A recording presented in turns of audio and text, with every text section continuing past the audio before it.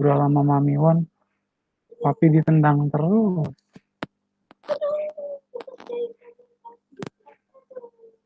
Selamat datang dan selamat bergabung dalam mata kuliah pengantar akuntansi 1. Nah, pembahasan kita hari ini, kita akan bahas tentang jurnal, kemudian dari jurnal kita akan melakukan postingan ke buku besar, selanjutnya akan dimasukkan ke dalam laporan keuangan dalam bentuk laporan laba rugi, perubahan modal, neraca. Ya, jadi bagaimanakah langkah-langkah yang harus dijalankan ketika teman-teman sudah memperoleh dokumen. Dokumen berupa invoice, faktur, atau e-faktur, kemudian ada bill of lading, lalu ada bank garansi, surat referensi bank, dan selanjutnya ada surat setoran pajak, cukai, dan pabean. Ya, dokumen-dokumen ini sebagai dasar untuk membuat jurnal. Ya, jadi kalau di bagian accounting dokumennya jangan sampai hilang, itu harus disimpan atau kita keep. Ya, jangan sampai hilang. Nah, materi yang akan kita bahas pada pertemuan hari ini membahas tentang proses akuntansi. Ya, setelah mendapatkan proses daripada akuntansi masuk ke dalam siklus akuntansi, ya siklus akuntansi lalu masuk ke jurnal umum. Setelah jurnal umum kita akan melakukan postingan ke dalam buku besar, lalu siap dituangkan ke dalam neraca saldo. Nah, proses akuntansi itu yang seperti apa sih? Nah, di dalam proses akuntansi, pertama kita akan melihat adanya transaksi atau peristiwa yang terjadi. Transaksinya apa, Pak? Misalnya transaksinya berupa ada pembelian barang dagangan atau ada pembelian jasa. Dan peristiwanya bisa terjadi ada peristiwa pembayaran down payment atau DP, lalu ada pelaksanaan pembangunan dengan melakukan pembayaran ada termin 1, termin 2, dan termin 3, dan seterusnya. Lalu berdasarkan transaksi atau peristiwa yang ada, kita akan membutuhkan dokumen ya atau source dokumennya itu yang harus kita miliki. Ya, jadi tadi ada pembelian barang atau ada pembelian jasa, tentunya harus ada dokumen-dokumen yang disimpan. Ya, berupa apa? Berupa ada faktur, kemudian ada faktur atau invoice, lalu ada e-faktur atau faktur pajak.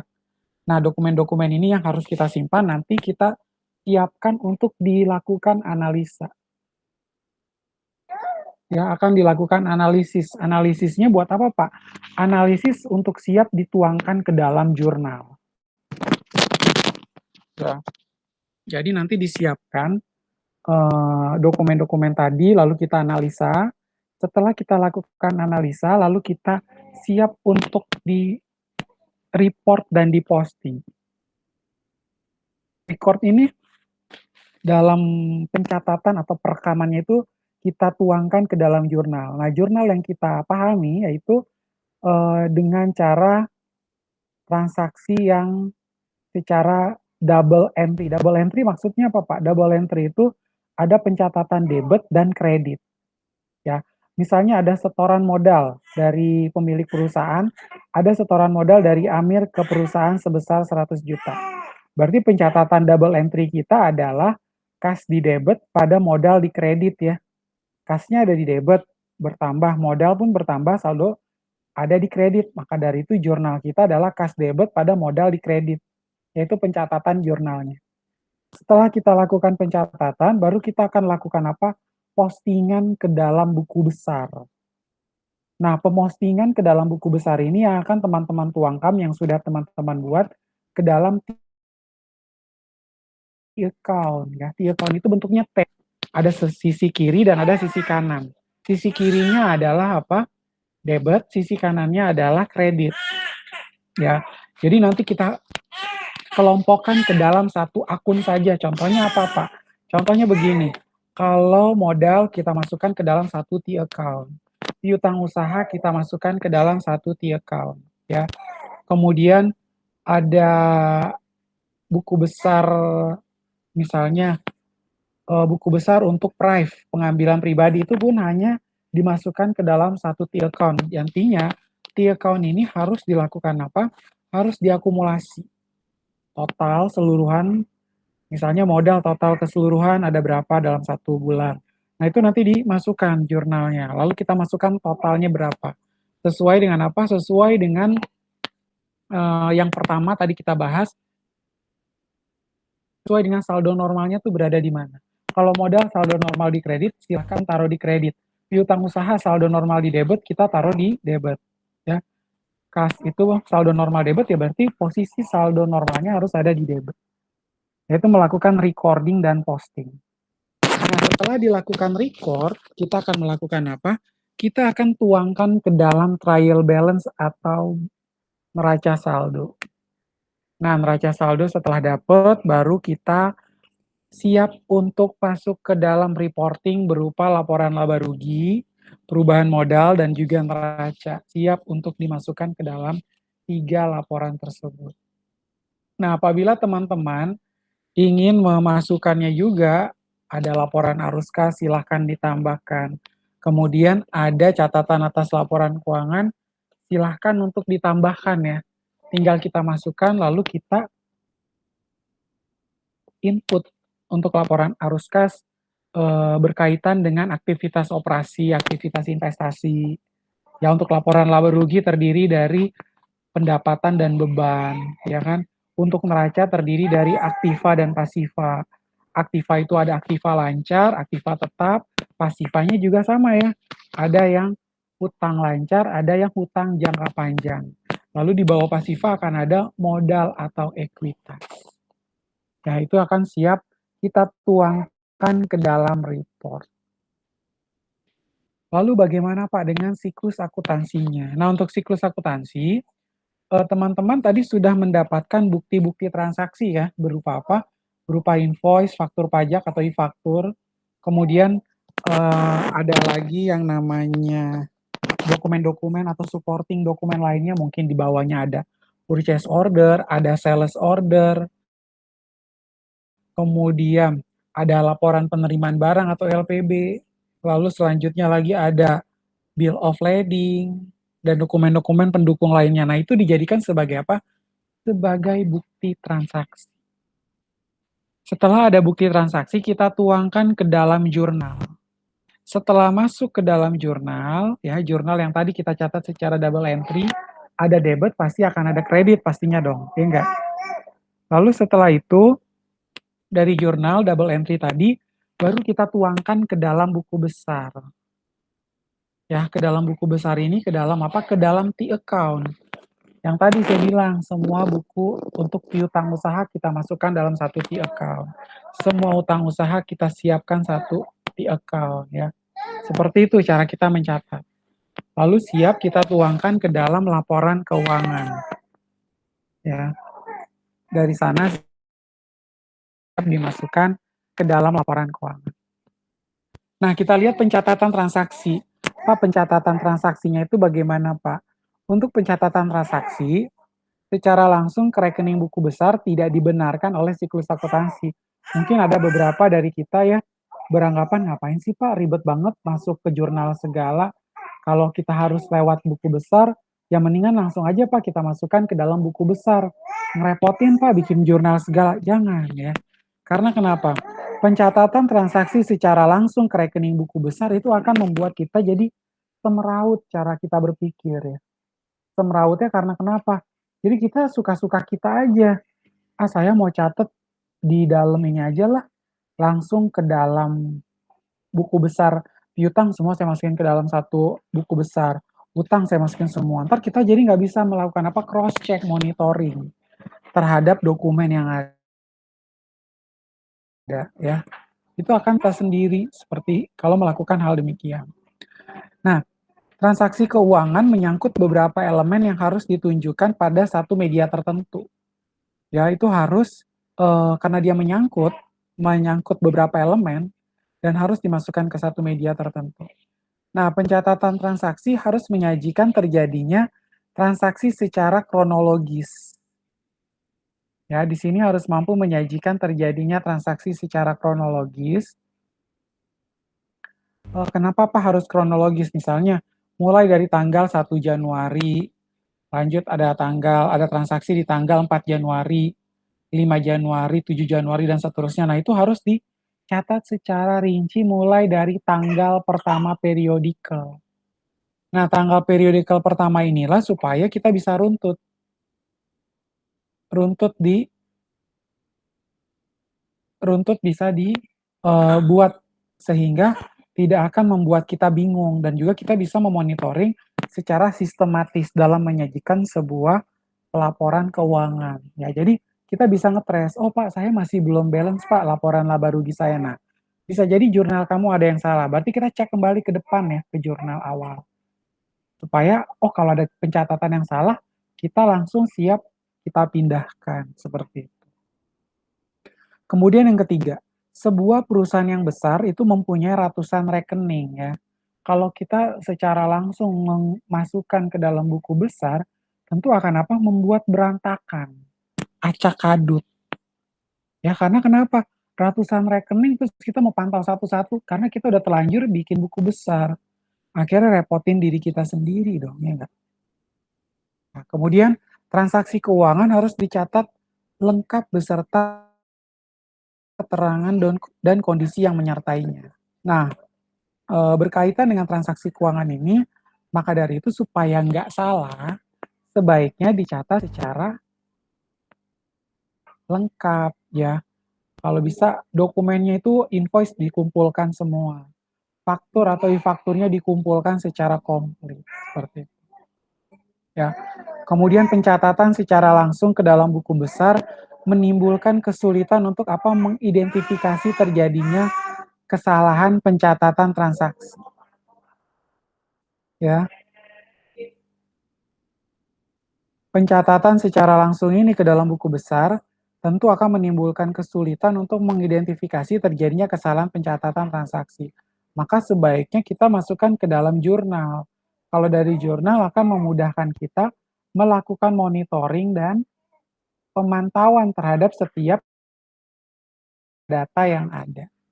Ya, seperti itu. Nah, pencatatan transaksi. Nah, di sini dalam pencatatan transaksi, transaksi keuangan itu menyangkut beberapa elemen yang harus ditunjukkan pada satu media tertentu. Ya, suatu transaksi akan mempengaruhi paling sedikit 2 rekening. Rekening hanya meliputi informasi tentang rekening yang mempengaruhi rekening tersebut. Ya, jadi kalau ada informasi berkaitan dengan pembayaran piutang usaha, berarti informasinya harus secara lengkap ya, karena meliputi informasi tentang transaksi yang mempengaruhi rekening yang ada. Kemudian yang ketiga, maka pencatatan transaksi secara langsung ke buku besar akan mengamburkan gambaran pengaruh suatu transaksi terhadap rekening-rekening.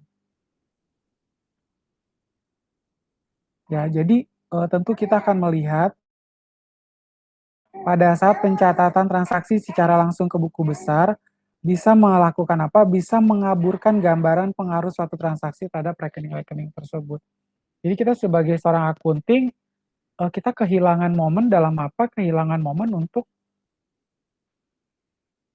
melihat esensi daripada transaksi tersebut.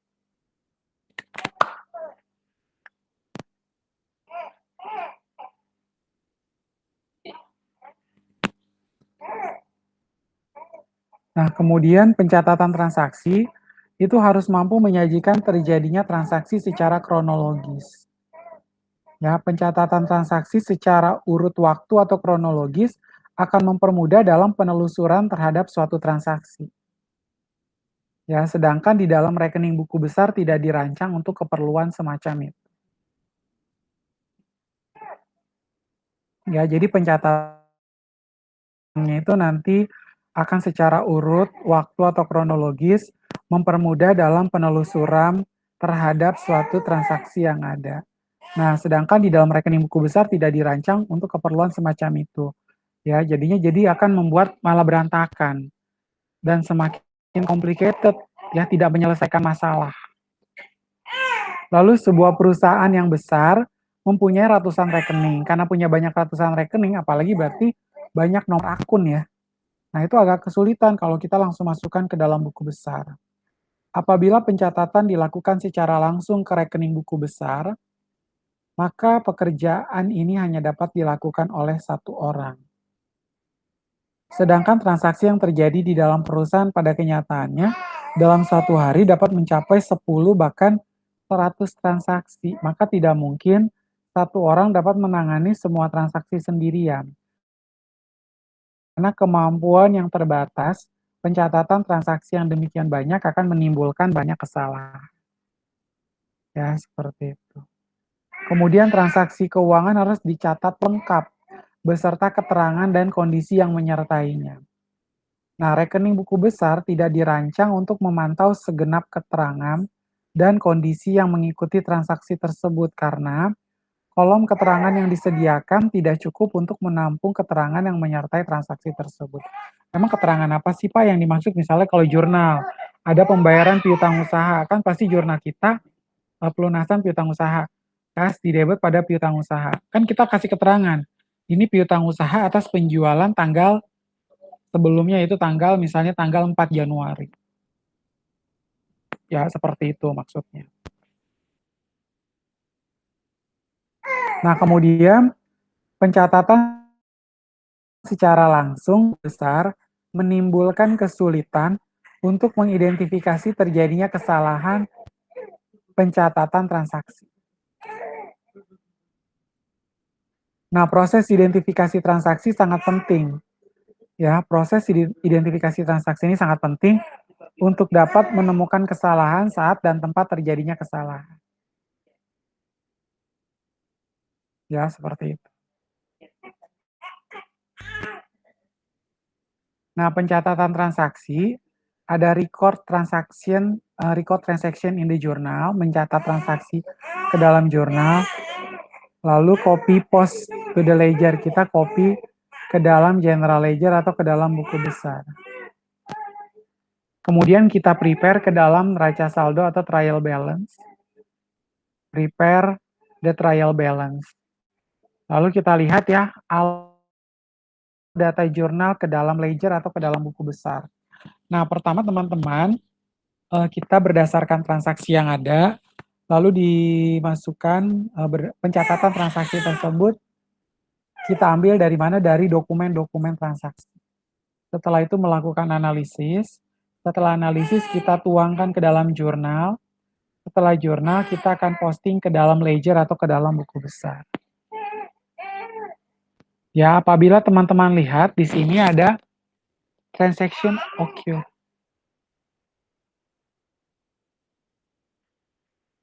Ya, transaction occur. Kemudian source document are prepared. Jadi transaksi yang terjadi di sini. Kemudian dokumen-dokumen sumbernya dipersiapkan.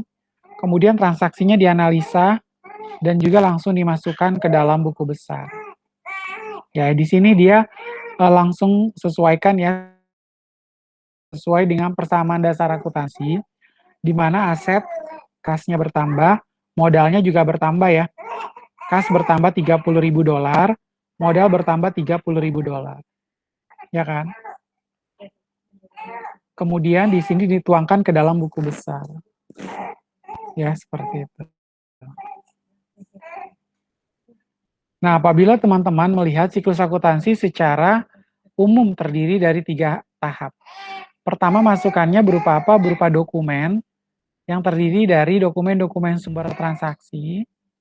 Lalu ada pemrosesan. Pemrosesannya itu pertama ada pencatatan. Lalu yang kedua adalah pengelompokan. Lalu yang ketiganya adalah pengiktisaran. Ada pencatatan, pengelompokan, dan pengiktisaran. Baru nanti akan ada keluaran. Lalu akan ada keluaran, dan keluarannya adalah berupa laporan-laporan keuangan. Laporan keuangannya ada laporan laba rugi, kemudian ada perubahan modal, selanjutnya ada laporan arus kas, dan ada laporan laba rugi untuk neraca dan catatan atas laporan keuangan. Ya, seperti itu. Nah, kemudian kita lanjutkan dengan pencatatan transaksi.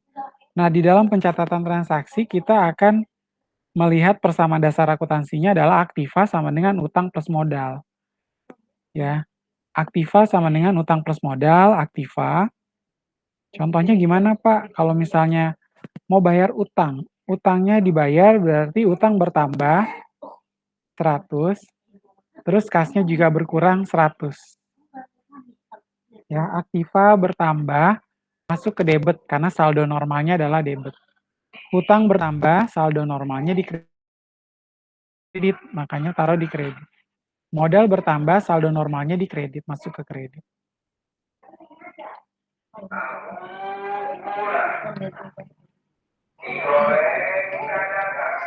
Nah, kemudian untuk persamaan dasar akuntansinya, apabila teman-teman lihat, rules of debit and credit, ya di sini aset bertambah, saldo normalnya debit, makanya dia taruh di debit. Kemudian aset berkurang berada di kredit. Lalu liabilities, debit atau kredit, utangnya bertambah, debit kredit, ditambah dengan ada modalnya atau kepemilikan ekuitas, debit bertambah, kalau berkurang, modal berkurang itu ada di kredit, modal bertambah itu saldo normalnya kredit, modal berkurang saldo normalnya adalah debit. Ya. Jadi modal bertambah itu saldo normal kredit. Kalau modal berkurang saldo normalnya saldonya adalah debit.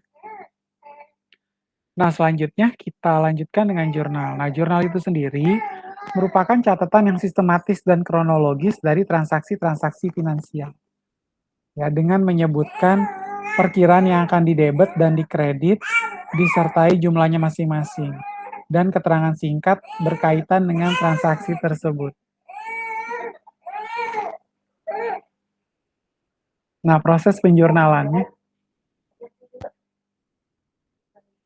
proses penjurnalan. Proses penjurnalannya mengidentifikasi perkiraan atau akun beserta tipenya, lalu mengidentifikasi perkiraan atau akun beserta tipenya, menentukan apakah perkiraan tersebut bertambah atau berkurang. Lalu mencatat transaksi ke dalam jurnal. Lalu mencatat transaksinya ke dalam jurnal. Lalu dalam rangka mencatat jurnal, menentukan setiap perkiraan atau akun yang terkait. Dan mengelompokkan setiap akun berdasarkan tipenya. Apakah tipe akunnya adalah aktiva, ataukah masuk ke dalam kategori hutang, atau masuk ke dalam kategori modal. Dan menentukan apakah tiap transaksi tersebut bertambahkah atau justru berkurang. Ya, tentu kita akan menggunakan aturan debit dan kredit. Lalu mencatat transaksi ke dalam jurnal, termasuk penjelasan singkat. Akun pada sisi debit terlebih dahulu diikuti pada sisi kredit. Nah, total debit itu harus selalu sama dengan total kredit. Kalau nggak balance, itu pasti ada sesuatu yang aneh. Maka dari itu, debit harus sama dengan kredit. Ya, seperti itu. Nah, selanjutnya,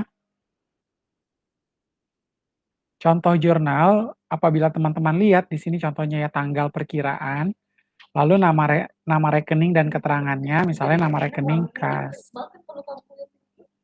Terus nomor rekeningnya tinggal dimasukkan. Kas misalnya kepalanya 10001. Lalu modal bertambah, modal misalnya kepalanya adalah 8, lalu taruh di sini nomor rekeningnya 80001 misalnya. Atau misalnya modal kepalanya adalah 4, langsung dimasukkan 4. Lalu jumlahnya debit, kredit. Ya. Lalu dari sana halaman jurnalnya